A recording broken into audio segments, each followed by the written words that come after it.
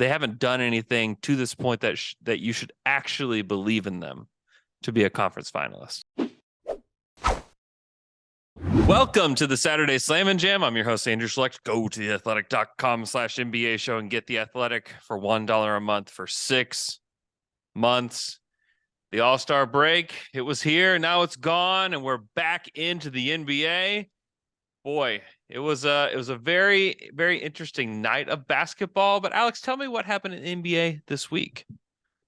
Well, Andrew, it all started last Friday night in Salt Lake City, the site of this year's All-Star Weekend. First up was the Celebrity Game and the Rising Stars competition. In the Rising Stars, Team Pau Gasol beat Team Joakim Noah in the finals. Team Pau featured Rising Stars MVP Jose Alvarado, who scored 9 straight in their first game. And then the final, Alvarado bet Donovan Mitchell, who was sitting courtside, that he would hit the game winner, and he did. On Saturday, we had the skills competition, the three-point contest, and of course the dunk contest. The skills competition definitely happened.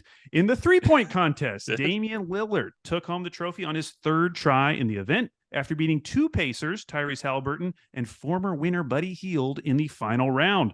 The dunk contest was the star of the weekend as Delaware Blue Coat and Sixers two-way player Mac McClung stole the show with 4 impressive dunks, all made on his first attempt, while Trey Murphy proved to be a worthy competitor as well, with several nice dunks of his own.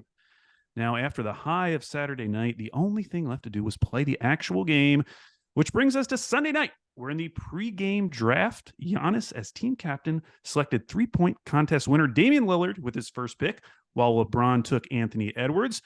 Now, in an effort to avoid embarrassing anyone who would be picked last, the NBA had the captains select the reserves first before moving on to the starters. However, some fans who are paying close attention realized that you could still figure out who was picked last based on who was picked last.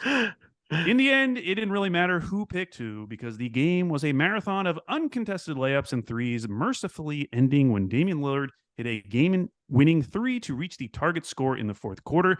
Jason Tatum was the game's MVP, putting up 55, 10, and 6. Those 55 points are an all-star game record, Andrew, passing Anthony Davis, who put up 52 in the 2017 game. Now, on Monday, buyout season was in full swing. Kevin Love, who was bought out by the Cavs, signed with Eastern Conference rival the Miami Heat. Love appeared in 41 games for Cleveland this season, averaging 8 and 7 while shooting 35% from 3. Unclear how big of an impact we should expect Kevin Love to make in Miami, but it is a low-risk gamble for a team that has struggled to find a consistent backup big rotation. The Heat are currently 32 and 27, 7th in the East, a half game back from the safety of the 6th spot. On Tuesday, it was announced that Atlanta Hawks had dismissed head coach Nate McMillan. While McMillan was a respectable 99 and 70 across 3 seasons with Atlanta, there were issues. For one, the Hawks are in the midst of a second straight disappointing season, this one coming after the big trade for DeJounte Murray this summer. In addition, there had been reports from The Athletic in December that the Hawks were working through issues between McMillan and star Trae Young, and that McMillan had, quote, strongly considered resigning at that time. Shams reported this week that Atlanta has started formal discussions with former Jazz coach Quinn Snyder. On Wednesday, we had another big-name buyout guy find a new home. Russell Westbrook, formerly of the Lakers, signed with the Los Angeles Clippers, teaming up with former teammate Paul George. Now, the Clippers' title odds slightly decreased after the signing, reflecting the skepticism around Westbrook following his eventful stint with the Lakers. The Clippers have moved up to 4th in the West before the All-Star break. They're only a game and a half back of the Kings, who they happen to play this Friday night. You will already know the answer to the question, will Russ start or will he come off the bench by the time you hear this? And finally, on Thursday, basketball was back, and no game was more entertaining than Sixers-Grizzlies, 2 teams fighting for seeding at the top of their respective conferences. The Sixers got down by 15 points in the first quarter, but slowly chipped away with the help of Joel Embiid, who, despite an illness, put up 27, 19, and 6 with 6 blocks. Tobias Harris hit the go-ahead 3 with 39 seconds left, helping the Sixers move to 39 and 19. They remain in the 3rd spot in the East, a full 2 games behind the Bucks in 2nd, but they have started to build a cushion between themselves and the Cavs, who now sit 3 games behind the Sixers in 4th. What a week it was, Andrew. What a week. Yeah. Are you a Sixers believer, Al? No, Andrew. I No. mean, I would say more than I have been in past years. It's just that Yeah. I'm more of a believer in the Celtics and even the Bucks to some extent, Yeah. depending how Chris Middleton ends up looking. So yeah, I do. I believe in the Sixers more than I did last year. Like they've Yeah. been really good. I don't know if I've bought in them to the extent that I would like predict them to go to the finals. I know.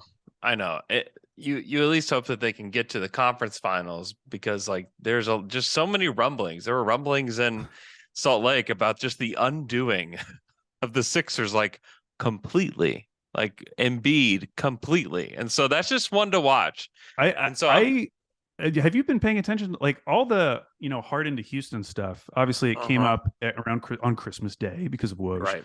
But just then, within like the last 2 weeks, there's been like multiple people in the know who've brought it up again. Mhm. Like Kelly Eco brought it up. Yep. Tim McMahon brought it up. Yep. Found that very interesting, Andrew. What's going Yeah. on?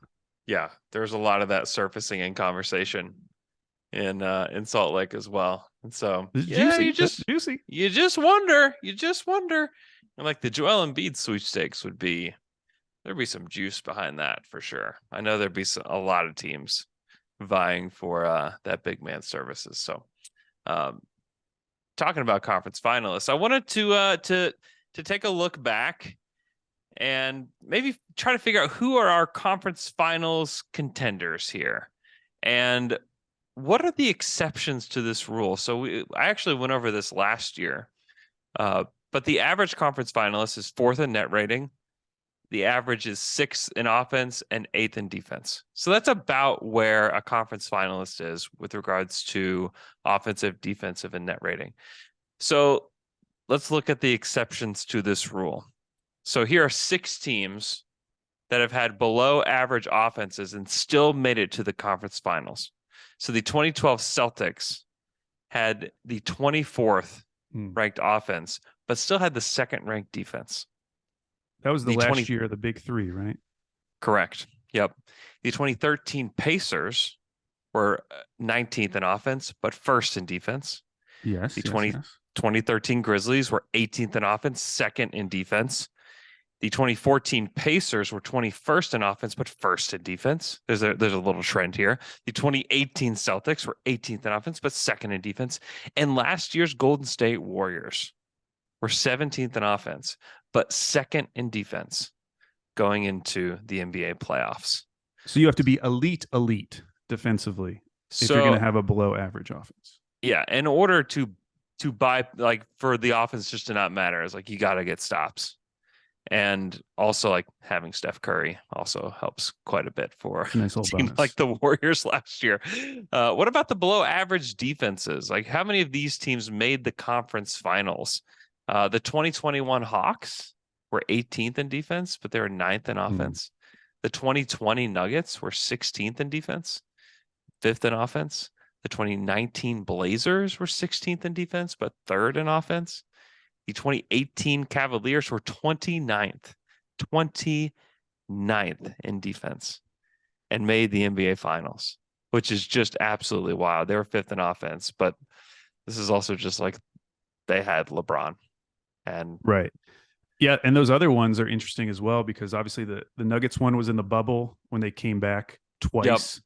Yep. To make it to the next round. The Atlanta Hawks run, we know the well chronicled Ben Simmons won't dunk and the Hawks win. Yeah. And even the Blazers run, I mean, that was when Nurk was out for the postseason.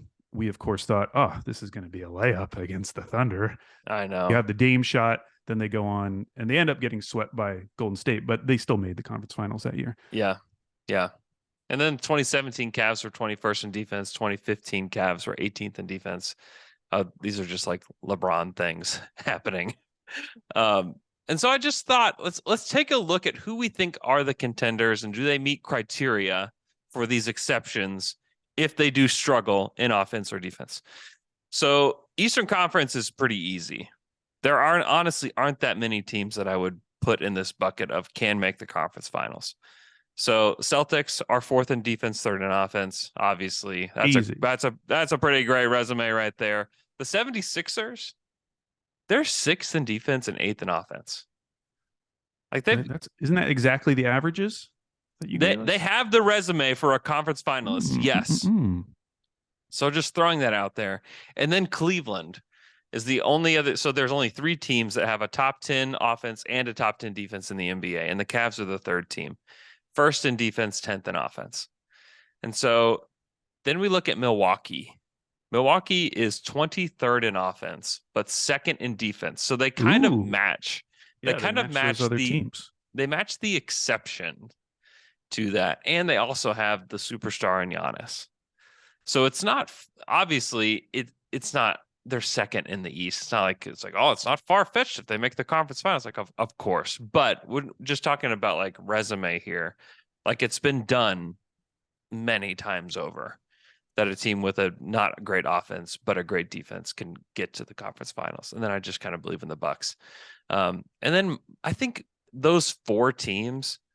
Honestly, I think the conference finals will be within those four. But then Miami, like you just can't ignore Miami. They made the conference finals last year. So I just can't ignore them. They are 26th in offense, but fifth in defense. So they don't quite have the same resume as all these other teams that had bad offenses, because the other ones were like first or second in defense, like Right. the very best. And so they're fifth in defense. And so I just maybe this is finally the year where it's like, okay, Miami's not going to actually do this again this year, but who knows? Like Embiid gets hurt like he has in the past, and Miami, the door could be open again for Miami. So I kind of have them in this tier below those four teams. Any disagreements or any additions that you would make to this list? No, obviously you left out our team of the week, the Toronto Raptors. Even though I they've won did. three in a row with Jakob Poeltl, it hasn't swayed you at all. That's fine, no big Yeah. deal. Yeah. No, those are the four teams I would pick for the conference Yeah. finals, with Miami kind of hanging out there. Have to respect them, but Sure. whether or not I actually believe in them or would pick them, I don't know. I'm not there yet. Yeah. They have a completely even point differential at 0. That's cool. So That's cool. yeah. Congratulations. That's kind of cool. Okay, the West. The West is just more complicated, man. Like my list is probably too big How many? of teams that could potentially make the conference finals. So I have my top 4 that it's like, okay, these are the most reasonable conference finals contenders. Memphis, third in defense, 17th in offense. They're close enough to the exceptions, right? Like you could see them bumping up to like first or second by the time this is all over in defense, and then their offensive rating could improve. We'll see. Denver, they're first in offense, 13th in defense, which is kind of what they've done in the past, but like their offense has just been way better. The Clippers are 21st in offense, 11th in defense. And we think of them as a conference finals contender. Some people think they could get to the finals. Obviously, you just mentioned the Russ issue that they're going to have. Like, can he be a guy that just plays like second and third quarters? Is he going to start? Are they actually going to finish games with him? I don't know. We just don't really know what's going to happen there. I do think that there's room for Russ to help, but do they have? They honestly, there's not somebody with their resume in offense and defense that has made the conference finals. Like, there's just not an exception there. That's with a offense and defense outside the top 10. So they've got time to improve that between now and then. But if they made the conference finals, it would be almost the ultimate exception, because it just hasn't. So why even include them in your top 4? Just hasn't happened. Sounds like they should be in another tier, Andrew. I just believe in Kawhi Leonard, I guess. I think you got to bump them down, Andrew. I just believe in Kawhi Leonard. I think Paul George is very good, but you could make the case that you can bump them out of here. And then the Suns.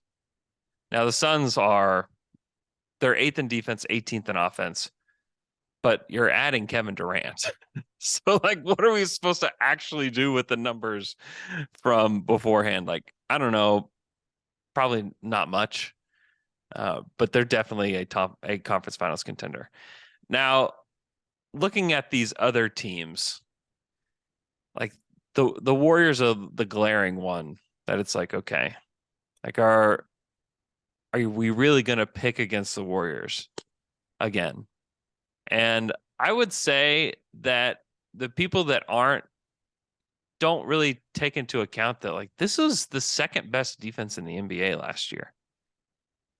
And that's not been the case this year. You know what they are this year?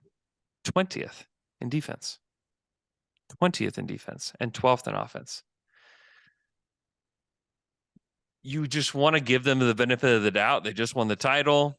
They still have their big three in place. But honestly, I don't know that I can actually put them in this just because they don't, not only do they not have the resume, they have been missing, they're going to be missing Steph for a big chunk of time. Is he going to be ready for the playoffs? Like, is everybody else going to be ready to go? I don't know. They're trying to play young guys. The GP2 situation is very weird. There's just so much there that just makes me think like maybe we're believing a little bit too much in the Warriors just from stuff in the past because they would be a big exception to this rule too. Just like even more so than the Clippers. Like it's just like they actually have almost the exact same resume that the Clippers do, where it's like, okay, they haven't done anything to this point that you should actually believe in them to be a conference finalist. Yeah, what I think's interesting about this is, in the moment, it's so easy to make excuses for some of these teams. Like you can look at Phoenix and say, well, Devin Booker was out a super long time. Like that obviously affected their offensive and defensive ratings. You can say the same thing about the Clippers. Like Kawhi wasn't playing a lot at the beginning of the season. That affected it. Same thing with Golden State. But the fact is, when you look back at history, like there were teams that suffered injuries that at the time you would have said the same thing about. And based on what you're telling us, it sounds like when it gets down to it, it's still those teams that are at least elite at one thing over the course of the regular season.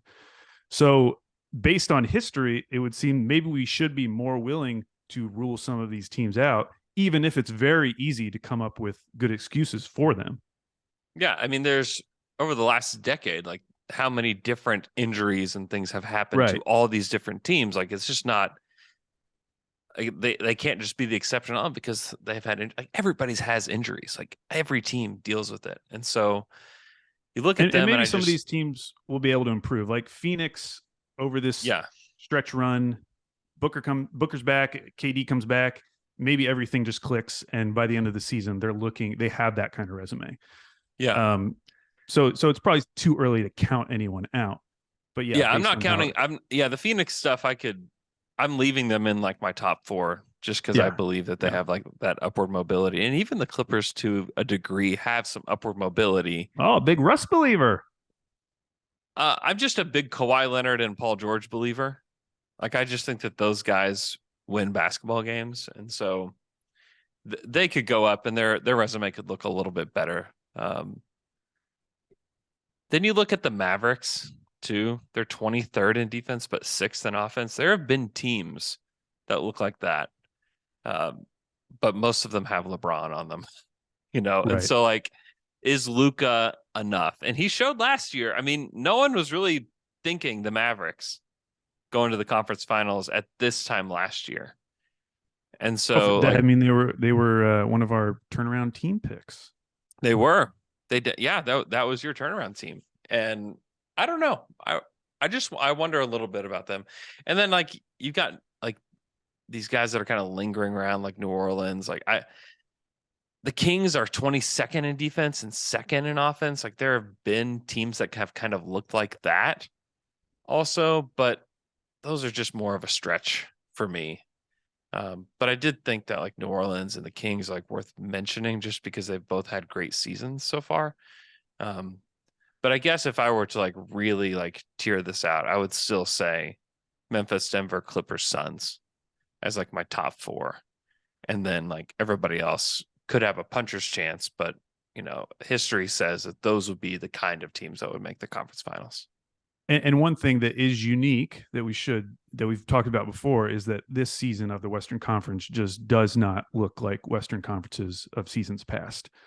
There is not the overwhelming favorite as there has sometimes been in the past, or even like one or two teams. So maybe this is the year where you have the exception where the offensive defensive rating doesn't necessarily match up with history. Yeah. 5 games separate the Thunder, who are at 11th, and the Kings, who are at 3rd. Yeah. Well, So I wanted to talk about one of your teams that you mentioned in your top tier, which is the Memphis Grizzlies, who have struggled since about mid-January. After tying a franchise record with 11 straight wins on January 18th, they've gone 4-10 in the subsequent 14 games, including the loss to the Sixers that I mentioned. The 3 best players, Ja Morant, Desmond Bane, Jaren Jackson Jr., have played most of the games during that poor stretch. They've only missed a combined 5 games between those 3 guys. Steven Adams, however, Andrew, has missed their last 12 games, bringing up the question of just how important is Steven Adams to this Grizzlies team. Now, anyone who has followed this Grizzlies team over the last couple of years, you kind of know what their deal is. They are a team that has not yet figured out their half-court offense, but is really good cleaning up their own misses. So last season, they were the 22nd ranked half-court offense, according to Cleaning the Glass, but they were number 1 in points per miss. Similarly, this season, the Grizzlies are once again the 22nd ranked half-court, but are top 10 in points per miss. A big reason for that being the offensive rebounding prowess of Steven Adams.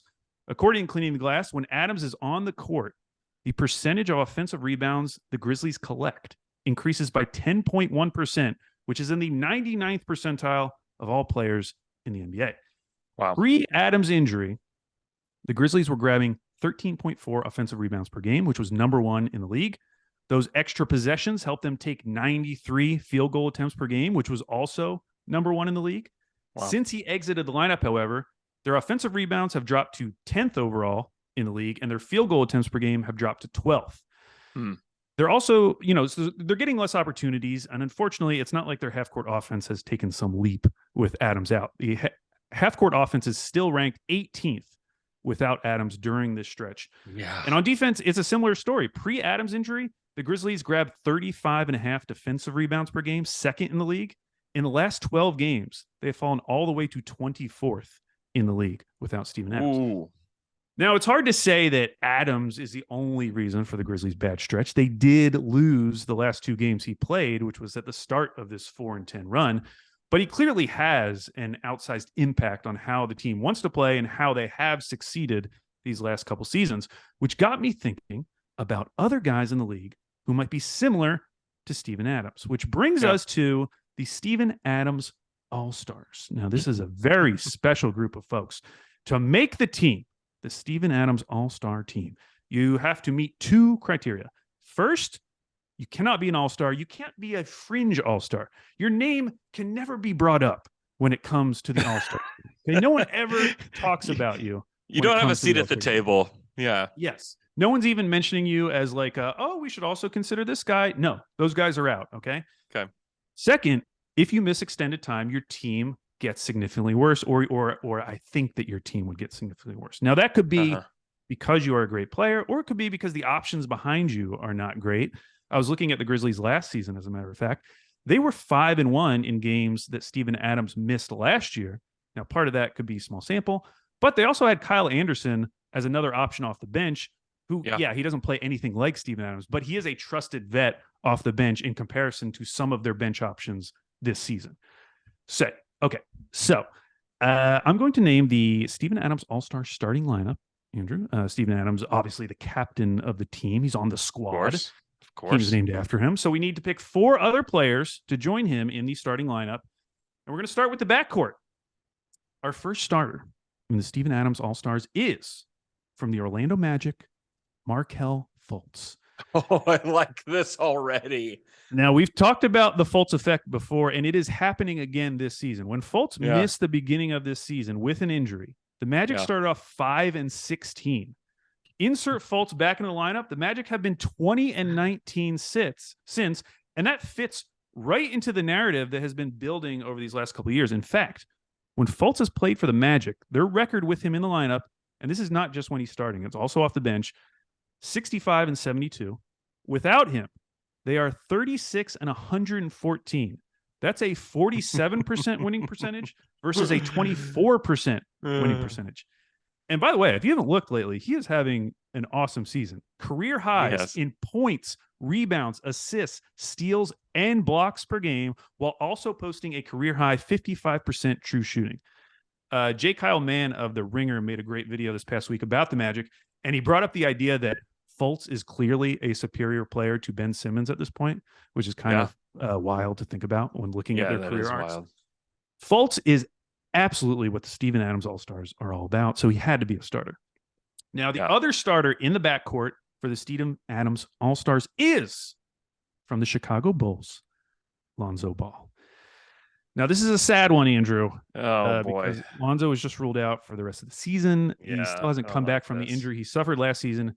Yeah. That said, this season has been further proof of the importance he had for this Bulls team. Since joining the Bulls last season, Chicago is 22 and 13 in the games he played in. Without him, they've gone 50 and 53. That's winning 63% of your games versus 49%. And it's hard to overstate how much Lonzo brought to this Bulls team. His three-point shooting would certainly be helpful for a team taking the fewest threes per game in the league. His ability to get out in transition would be very nice for the Bulls. Did you know that when he was playing, according to Cleaning the Glass, the Bulls were the second-ranked transition offense in the league, which dropped to 13th last year after he got injured, and this season is all the way down to 19th. Yikes. His playmaking would help. His perimeter defense would help. Lonzo's skill set was almost perfectly suited for this Bulls team, and so it's a huge bummer that he still seems so far away from returning. One consolation, not much of a consolation, is that he is a starter for the Steven Adams All-Star team. Okay, let's move to the front court. We got two more names. Our third starter from the Indiana Pacers, Miles Turner. Oh. Now, Turner is having a career year for the Pacers. He's averaging career highs in points and rebounds per game, shooting career highs from the field and from three. He's almost having a 50-40-80 season. Did you know? I did he not has know. Played in 51 of the Pacers' 61 games. They are 23 and 28 with him, 3 and 7 in those 10 games without him. According to Cleaning the Glass, the Pacers are a plus 9.5 when he is on the court compared to when he's off, which is in the 92nd percentile of all NBA players. Now, it should be mentioned that this selection is as much about how great he has been this season as it is about the options the Pacers have when he's out of the lineups. So when he has missed games, they've played Jalen Smith, who is now barely in the rotation. They've tried Isaiah Jackson, who has been in and out of the lineup. They're now playing Daniel Tice minutes, Andrew, when Turner isn't there. It's not a pretty scene once you get beyond Turner, which certainly helps his candidacy for the Steven Adams All-Stars, but he's been great and has been one of the reasons why the Pacers have already hit their over. Preseason over-under was 24.5 wins. They're already over, Andrew. They're good. Which brings us to our final starter on the Steven Adams All-Star team from the Milwaukee Bucks. Sorry, I couldn't get Milwaukee out of my mouth. From the Milwaukee Bucks, Mr. Brook Lopez. Yeah. He's perfect for this team, Andrew. He might have had a seat at an all-star table at one point this season. That's true. And he actually was an all-star once upon a time. Yeah. I'm thinking more, late era Brook Lopez. Sure. He's in his 5th season with the Bucks. In the regular season during that span, the Bucks have been 209 and 80 when he has played, 45 and 33 when he has sat. That's 72% of your wins or winning of your games versus winning 58% of your games. Wow. Last season, when he only played 13 games in the regular season, it was a great example of how the Bucks could still be a good team without him, but they're just so much better with him in the lineup. And part of that is that you have this 7-foot rim protector who can hit 37% of his threes on 5 attempts per game, but it's also about that rim protection. Eric Name of The Athletic, we know, friend of the show, in my opinion, the definitive article about Lopez's rim protection, he wrote it back in August 2020. If you've never read that piece, it is worth searching out. By the way, Lopez is averaging 2.4 blocks per game this season, which is 3rd in the NBA. Now, what makes that number more impressive than just the fact that he's 3rd is that you factor in his age. He's 34, about to turn 35 in April. According to StatHead, there have only been 9 players in NBA history who have averaged at least that many blocks per game at the age of 34 or older. And the only guys on that list are all-time blocksmen, Andrew. We got Hakeem, Mutombo, Ewing, Kareem, Duncan, Alonzo Mourning, and Mark Eaton. That's the list. Wow. He is in Wow. rarefied air as He a rim belongs protector there. at his age, well deserving of his place on the Steven Adams All-Stars. So that is the starting lineup. Markelle Fultz, Lonzo Ball, Miles Turner, Brooke Lopez, and of course, Steven Adams, captain of the Steven Adams All-Star team. I'm sure I missed some great names. So if you do have any nominations for the squad, I mean, I only came up with the starters. Let me know. I don't know if you have any off the top of your head, Andrew, but there's room on this team. If we could hop in the time machine to 2018, I would have put Andre Robertson in this in this discussion. I almost brought him up as an example of it because that was the team with Russ, Carmelo, and PG. They started playing great right around like mid-December into January. Mm-hmm. Robertson gets hurt, and the team just falls apart. Just disintegrates. Yeah, because they don't have Andre Robertson. I think that was the season they later brought in Corey Brewer. It is. I remember one night I had a few too many beers, and he was having a nice game, and I almost bought a Corey Brewer jersey, which would have been a poor decision in retrospect. I'm glad I was talked out of that. But yeah, Robertson would definitely qualify in the past. Yeah. He was incredible for them. Shout out to the backwards man, Corey Brewer, who looks like his body is literally on backwards. The drunken dribbler. Very much enjoyed the stylings of Corey Brewer that year. Someone else that I enjoyed the stylings of is our guy, Eric Kareen. We're going to talk to him about the Raptors right after this quick break. Today's show is brought to you by Run Your Pool. Visit play.runyourpool.com/NBA show to win $1,000. Run Your Pool is the home of competition, bringing sports fans and their friends together to connect and compete. Run Your Pool has over 50 game types for every sport you can think of. It's a one-stop shop for sports gaming. With over 2 million players, there's no better place to run your bracket for your friends, family, or office. And with the madness coming, we've decided to team up with Run Your Pool to give you guys a chance to compete in a bracket challenge. It's super simple. You know how this works. You fill out your picks for all 68 teams in the tournament, and you get points for each pick you get right. Run Your Pool is giving away $1,000 for the top 5 finishers, and you get to compete against us to show how much you know ball. I almost forgot the best part. It's completely free to play. So head over to play.runyourpool.com/NBA show, and don't forget to get your picks in when the bracket is live March 12th. That's play.runyourpool.com/NBA show to win $1,000. Andrew, it is time once again for the Wheel of Fandom, the weekly segment where we spin a digital wheel. It lands on a team, and we become fans of that team. 2 weeks ago, we spun the wheel, and it landed on the Toronto Raptors. Now, the Raptors, at the time, were fresh off a trade deadline that saw them not move any of their guys. Instead, they made a trade for Jakob Poeltl, who returned to Toronto after having been traded away in the Kawhi deal a few seasons ago. The Raptors are 3-1 in their first 4 games with Poeltl, moving them to 29-31 on the season, 9th in the East, a game and a half back from the 8th seed. Andrew, if our favorite team is the Raptors this week, who is our guest? Oh, it's our guy, Eric Kareen from The Athletic. Eric, how's it going, man? I'm doing all right. How are you guys? Doing great. Eric, this is the second Poeltl era in Toronto. The Raptors are 3-1, and with those 3 wins coming over Detroit, Orlando, and New Orleans, how easy has the fit with Poeltl been so far, and where has he helped his team the most?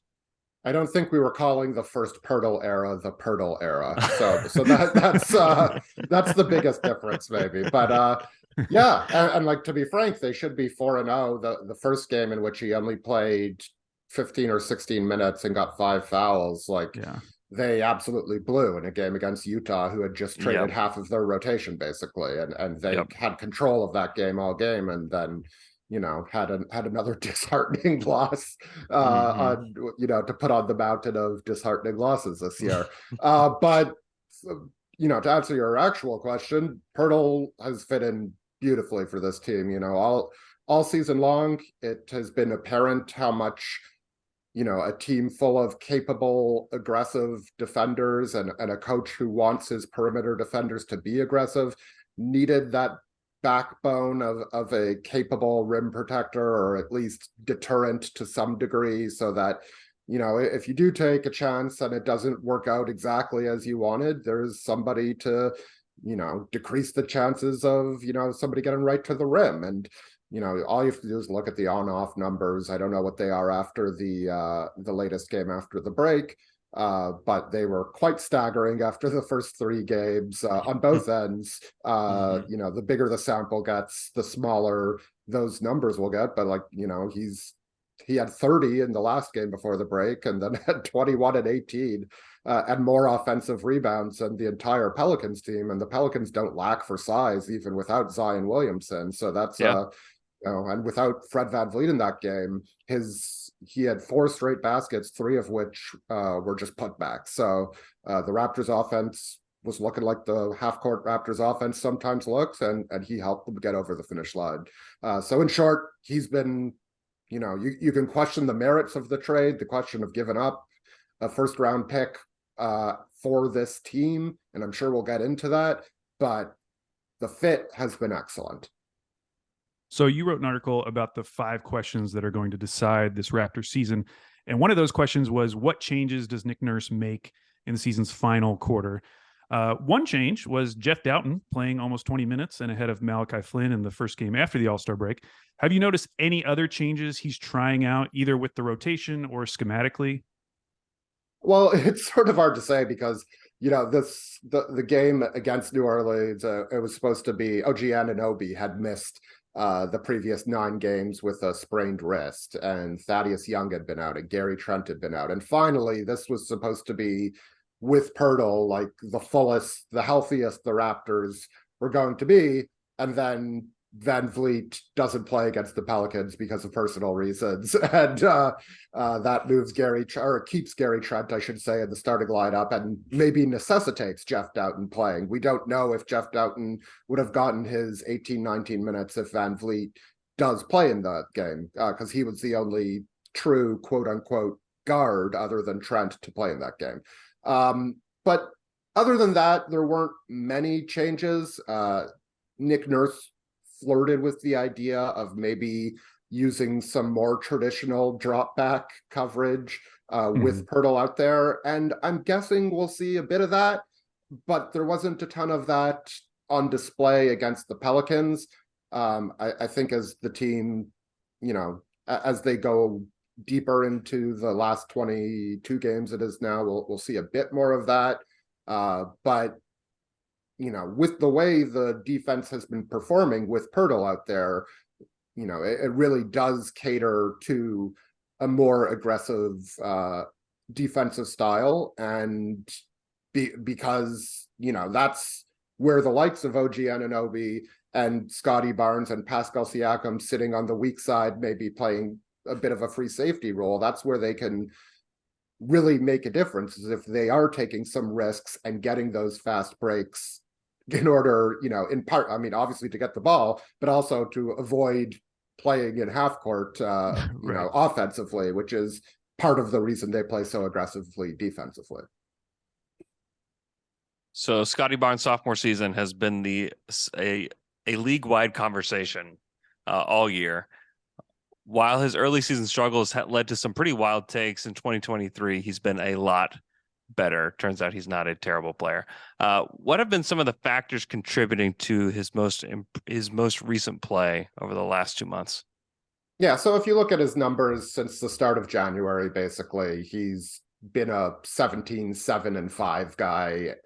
And that's, obviously it's well known that Nick Nurse plays his guys a lot of minutes, and Scotty Barnes is right up there, but he's also has, the highest net rating on the team, that he's impacting, excellent play.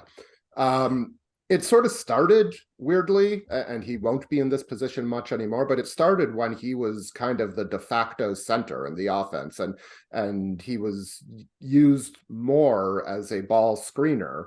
And that sort of got him, without having him, having to pound the ball and dribble a bunch from the perimeter or back somebody down, it got him the ball in the paint with an ability to make, in a position to make decisions, whether it was going right at somebody and putting his shoulder in and going up with that sort of soft baby hook that we've seen from him time to time, whether it was seeing that the defense was tilting toward him and there was a shooter open in the corner.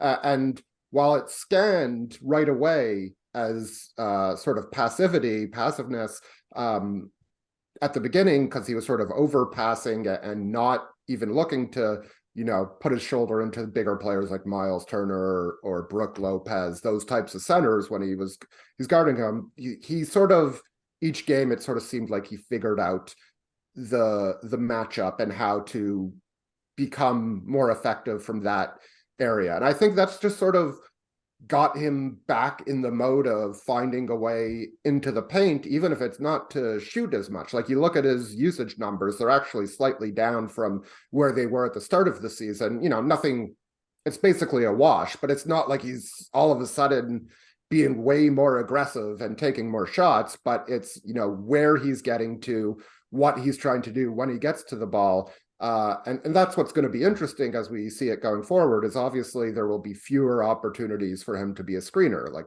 Jakob Poeltl is 7 feet. He's, wide. He's not a lob threat, but he certainly has great hands and can finish around the rim.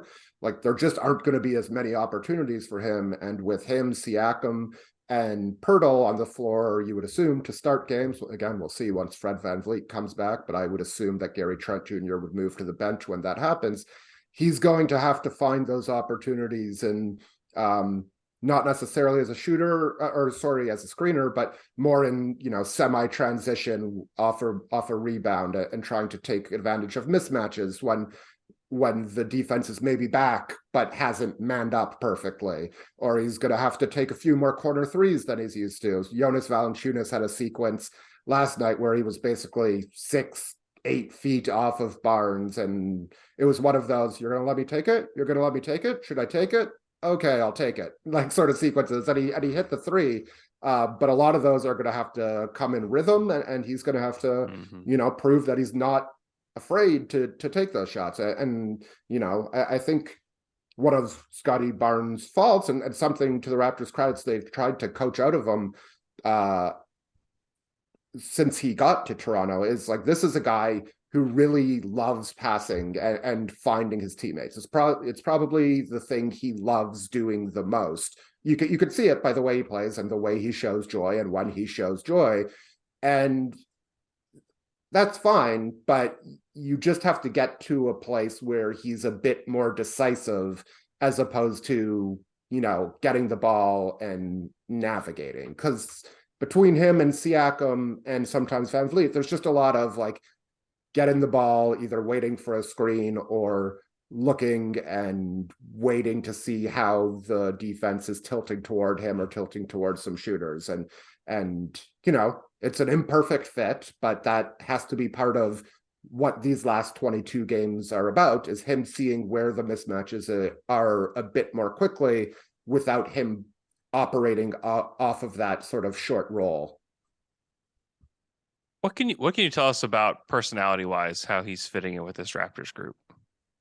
I mean, this hasn't been an overly happy group, and it's now we're looking at 2 of the last 3 years being, a quasi disappointment. I mean, the Tampa year was certainly a disappointment. It was, sure, one of the weirdest years of any team in recent NBA history. So, yeah. And I wasn't in Tampa, so I couldn't tell you. But like, before these years, like, this was a franchise that, was one of the most consistently successful franchises in the league. And that's the franchise, the organization in which Siakam, Fred VanVleet, OG Anunoby grew up in. And, those are your leaders now. And so it just hasn't been a Nick Nurse. Like, he's, he will work his guys, and it's a very high intensity, you need a lot of effort. You need to give a lot of effort to play this defensive style.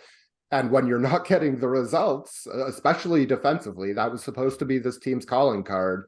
And it's been like, they were coming into the first game out of the break, they were 11th offensively and 17th, I believe, defensively. And before the season, I would have guessed something like 8th defensively and 20th offensively. So like, the numbers are reversed. And I would have even guessed, like, based on the talent, that it would have been more stark, the difference. And I mean, we know the stylistic reasons why they're able to hang offensively. But I think, when there's, it's easy to be, and I know I'm getting away from the question, but it's easy to be happy and it's easy to be a pretty good teammate when things are going well. And I remember back when I was writing for a newspaper, I did like a week in the life of Chuck Hayes when he was, the week I talked to him, I think he played 1 minute in 4 games, and he's like, and the Raptors were struggling at the time, and he basically said it's easy to be a good teammate and roll, like just be a good guy off the bench and whatever when things are going well, but when things aren't, it's like, why isn't this change happening, and why isn't this change happening? So I'm sure Barnes and everybody on the team want to see, have their own idea for how things should change, and I don't think like he's been horribly disruptive or anything. I think like all the guys are, a bit on edge, and certainly we're on edge heading into the trade deadline. But now that they have a player who addresses, some of their most glaring needs, we'll see how things go. But I don't think it's like a problematic locker room. It's just, the vibes are off because it's an underachieving team. Yeah. I just am curious, just like from a leadership standpoint, just he like kind of profiles as like their best player moving forward. And so I'm just curious as like from a leadership standpoint, if he kind of like fits that.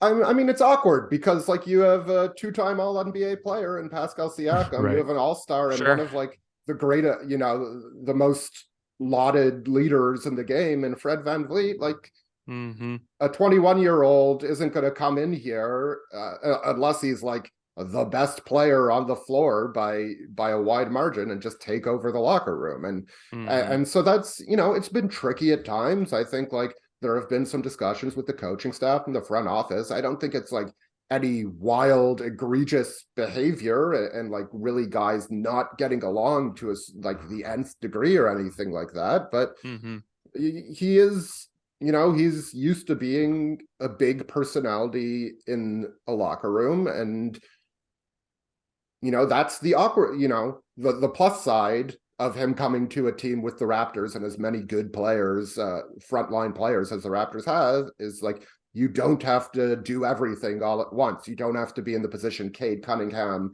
was last year, or the position Jalen Green sort of is, still to this point. But on the other hand, you don't get to be that guy who's allowed to do that, and everybody understands, okay, this is his team. So there has to be some sort of, I don't want to say transition, but a equilibrium found, and I think they'll get there.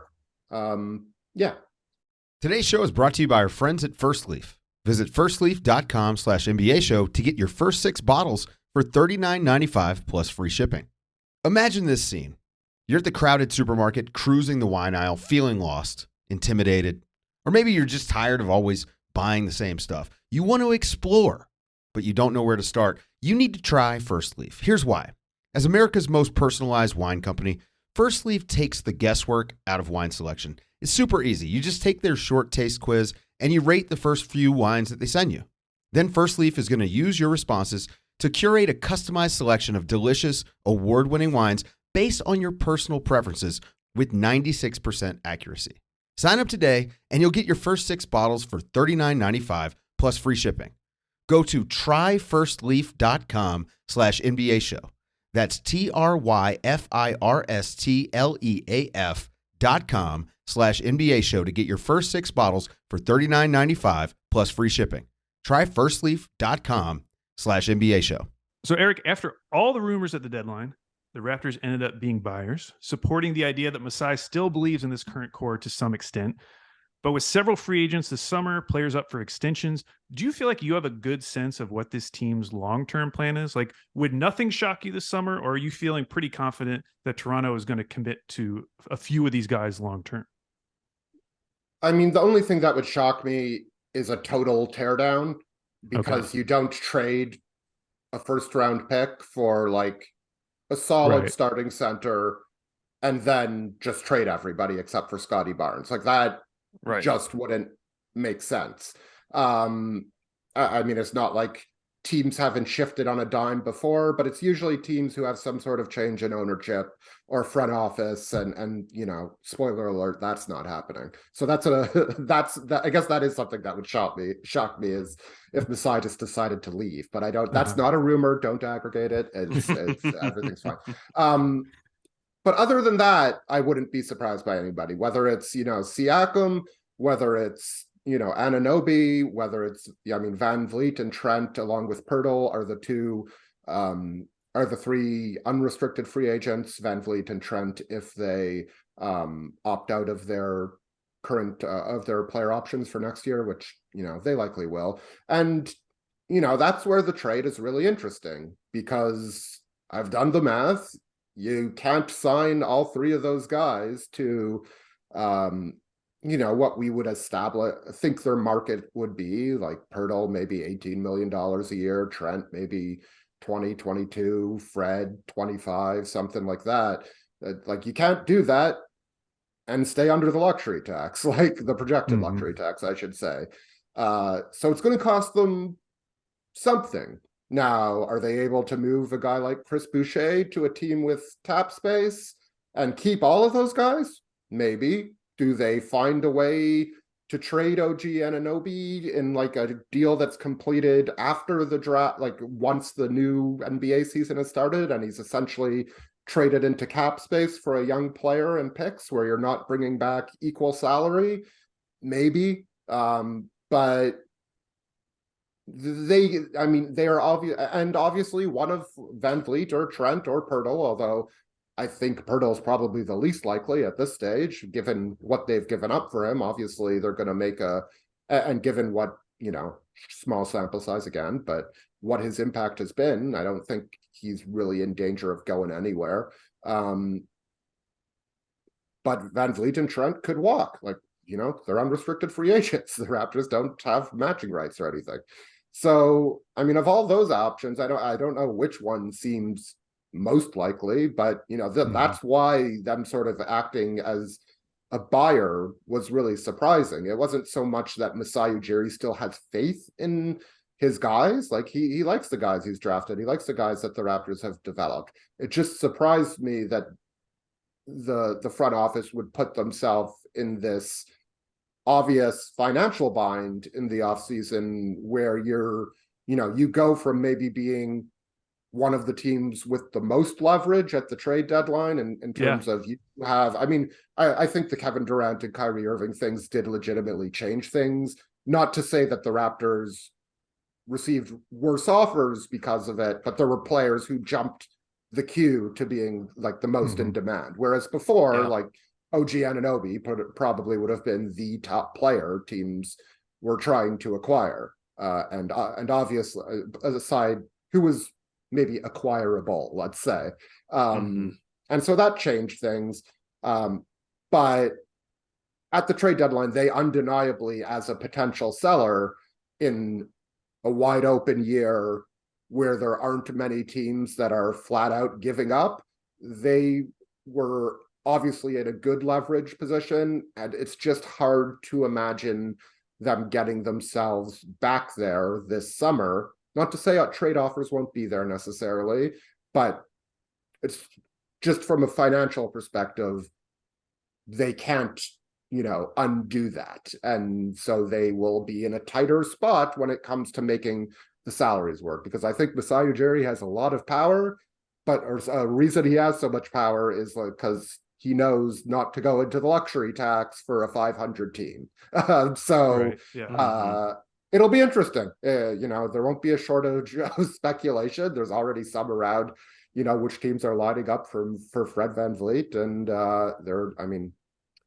some of the rumored teams we heard for OG Anunoby and maybe even Pascal Siakam, we're going to hear again. But the Raptors operate pretty stealthily. So I'm intrigued, but certainly have no real strong instinct on which way they're going to go in terms of who moves or how they move. And I don't think they know for sure either. So looking ahead to the stretch run, the Raptors have the 5th most difficult remaining schedule based on opponent winning percentage, With the addition of Pirtle era number 2, and what you've seen from him so far, have your expectations for this season significantly changed? I mean, before the trade deadline, it was easy to see them, pulling a Tampa tank part 2 and shutting some of the guys. Now that was always going to be a problem with Siakam because his, if he makes an all NBA team, which isn't out of the question, I would say, third team, not out of the question. I wouldn't put him there right now, but it's possible. It changes what his extension or potential deal could be. Let's put that aside from now. It was easy to see them going that way. Now, obviously, it's harder to see them doing that.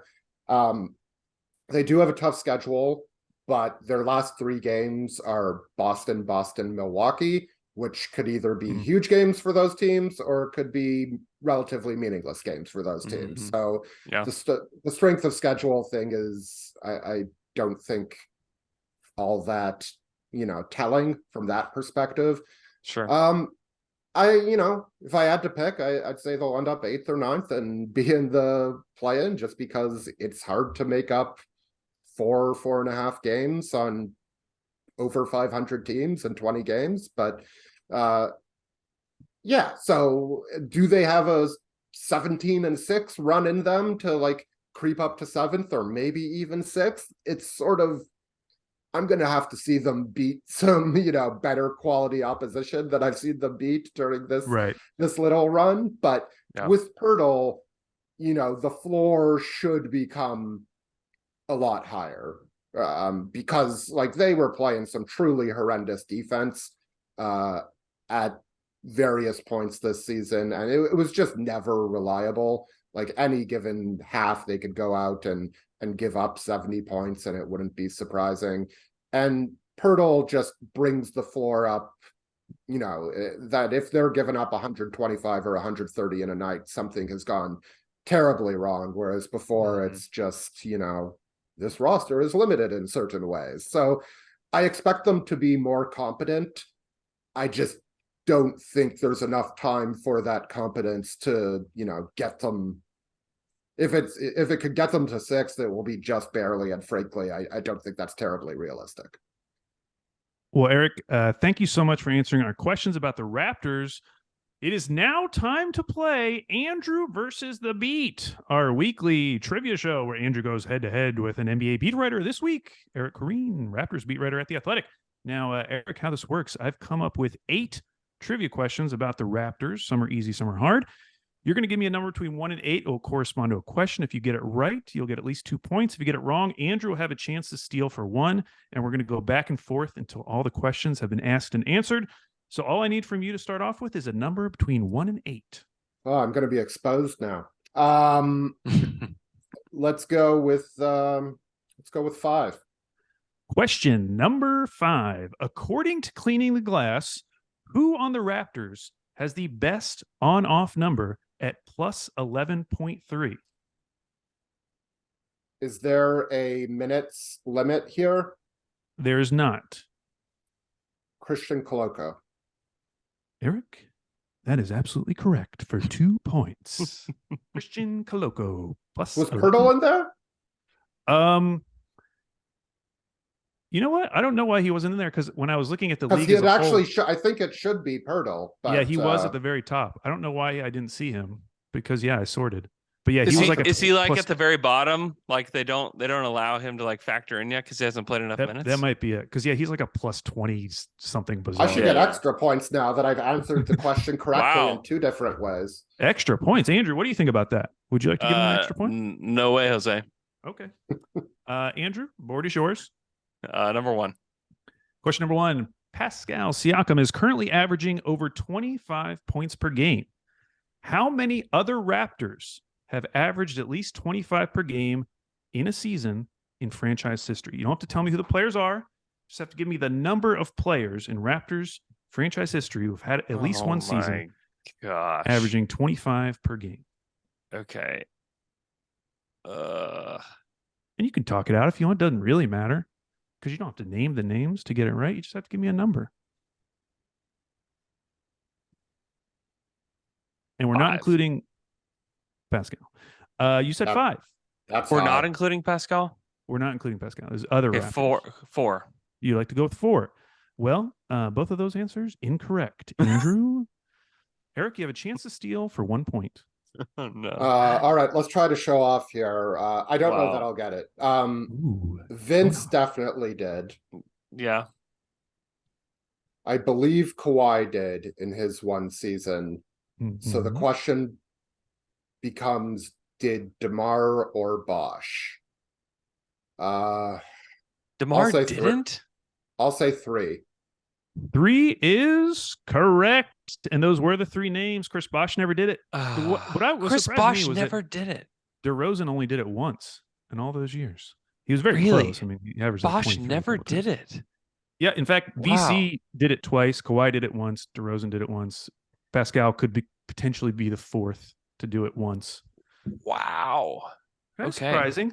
Okay, Eric, you have a commanding lead and you have control of the board. 4.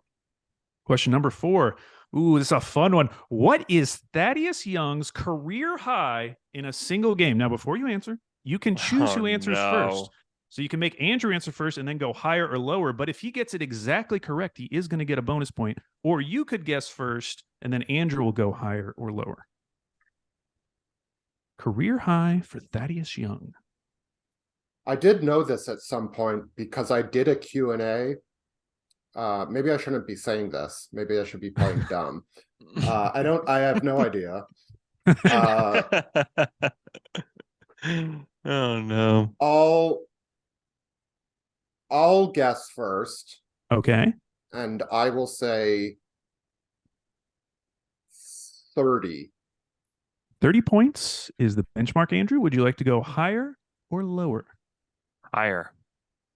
Higher. Well, he did it against the Toronto Raptors, yep. And the number was 32. Ah! Andrew gets the point. Yes. Back on the board, Andrew, back in the game. Where would you like to go, Andrew? Give me number 2. Question number 2. Fred VanVleet is a former All-Star, career 40% shooter overall.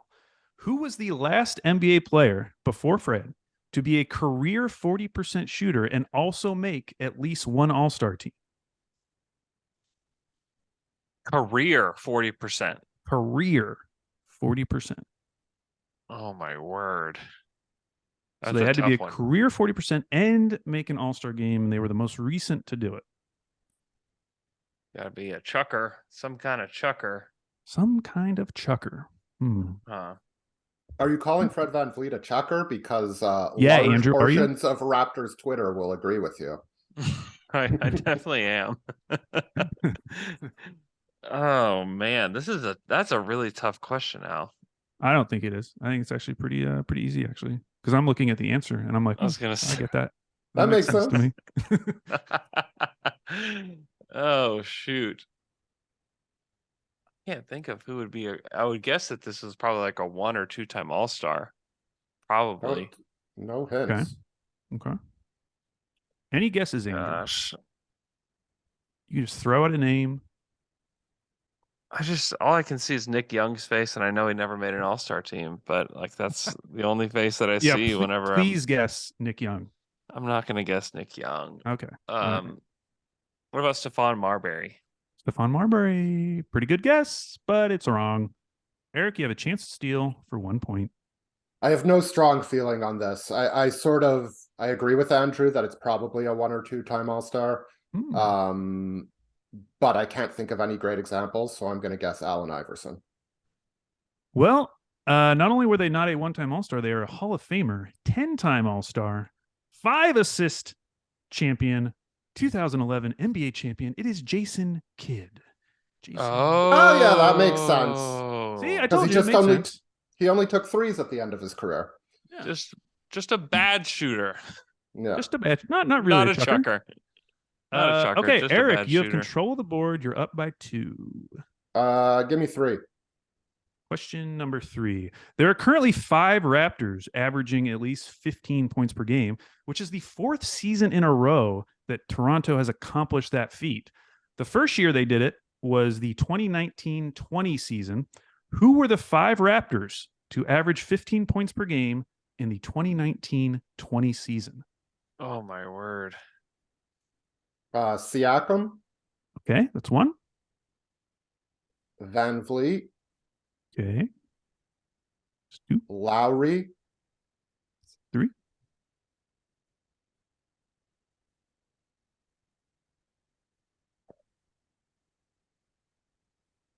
there are 6 or 7 or 3 or 4 more options. I'm just trying to nail them down here.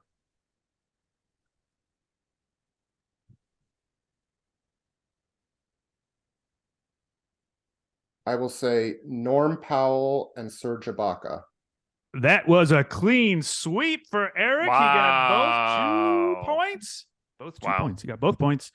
Wow. And he is taking a commanding 5-1 lead. Andrew, This is not if you're good. going to make a comeback, you got to start now. Number 6. Question number 6. Which of the, it's not going to start now. Which of Oh, the no. following is not an official nickname of a Raptors player on basketballreference.com? Oh, I'm no. going to read out 5 nicknames. 4 of them Okay. are real and on Basketball Reference. 1 of them is not. Here we go. Mhm. Steady Freddy, Scotch Bonnet, Jake Puddle, Swatter Boy, and Slim Duck. Once again, that is Steady Freddy, Scotch Bonnet, Jake Puddle, Swatter Boy, and Slim Duck. Some great names. Scott, what is it? Scotch what? Scotch Bonnet. Scotch bonnet. I've never heard Scotch bonnet. I'll say Scotch bonnet. I've just You've never heard of that. the other ones? You've heard of Slim Duck? Heard of I've Swatter not Boy?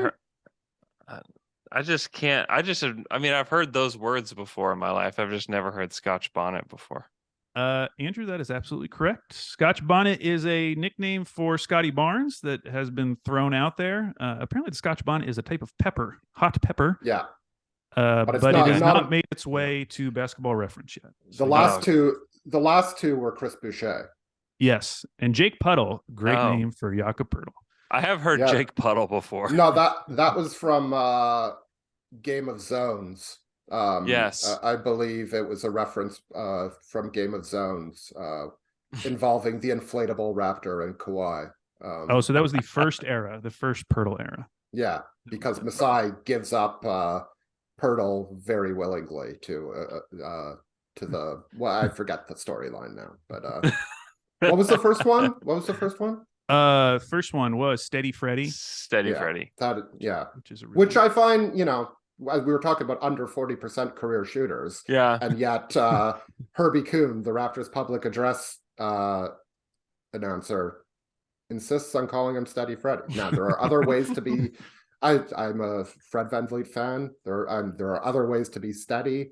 I just find it funny that there are so many fans angry at this guy's, unsteadiness. And this is his official Basketball Reference nickname. Anywho, way to stay in Eric, the game, Andrew. we have a game on our hands now. You're only up by 2. There's 2 questions left, number 7 or number 8. One of them is non-basketball related, so good luck. Well, Oh no. I'm sticking with odd numbers. I'm going 7. All right, here we go. The Raptors' name was, of course, influenced by the 1993 blockbuster movie Jurassic Park.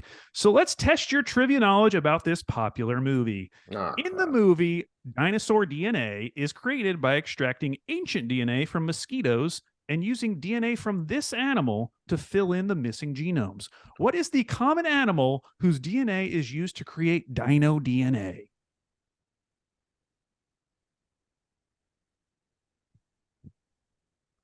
Definitely don't know this. Have you seen the movie? Are you a fan of the movie? I've seen the movie. I'm definitely not a fan. Not a fan. Not actively like against it. Just like it wasn't, formative for me. It's not something I go back to consistently. So you don't remember the exact recipe from the movie, how they No, made it? like I definitely don't. Okay, interesting. Recipe. Let's say, do I need to be more specific than lizard? No, I Because guess I'm not. wrong. Right.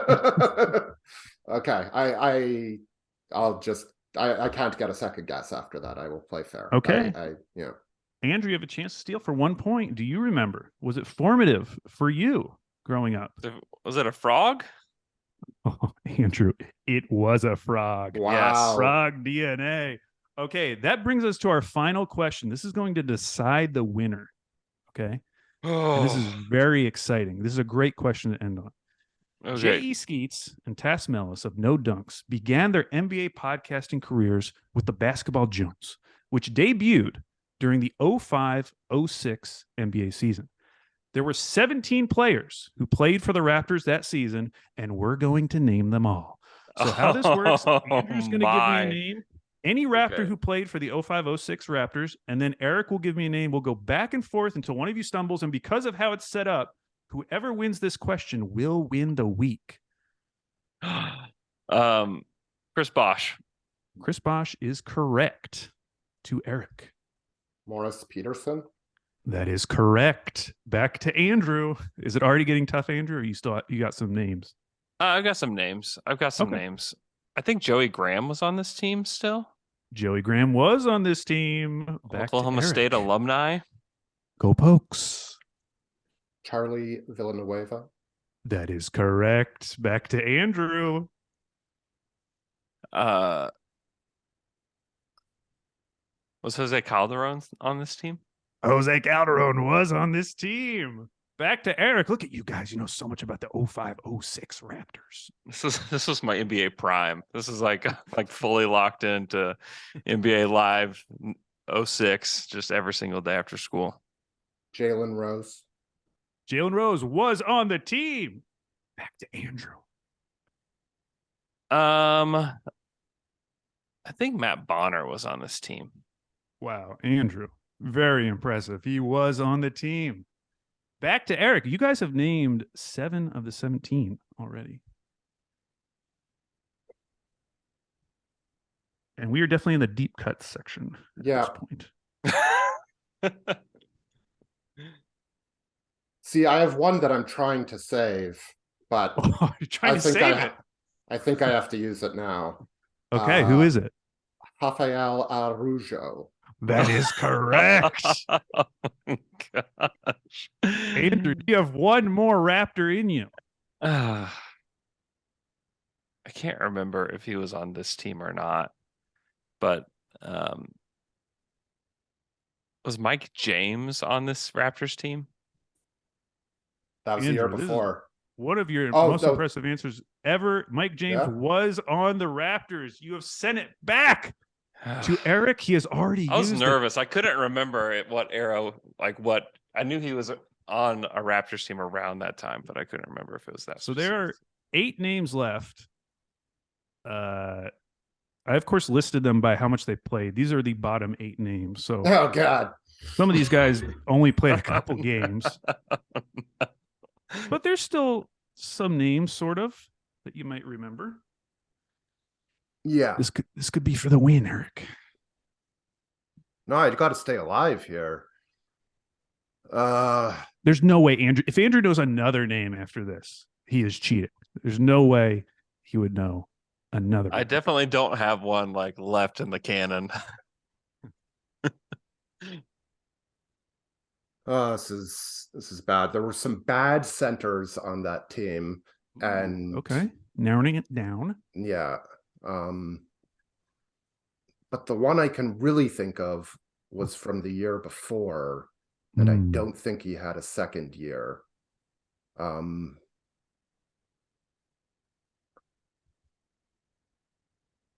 about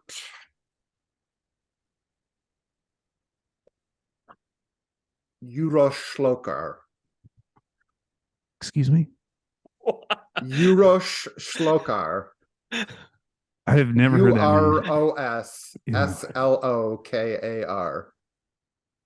Šlokar.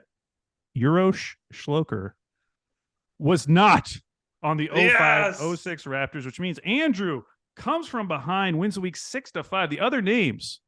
Pop Sau? Oh, yeah. God damn it. Oh, no.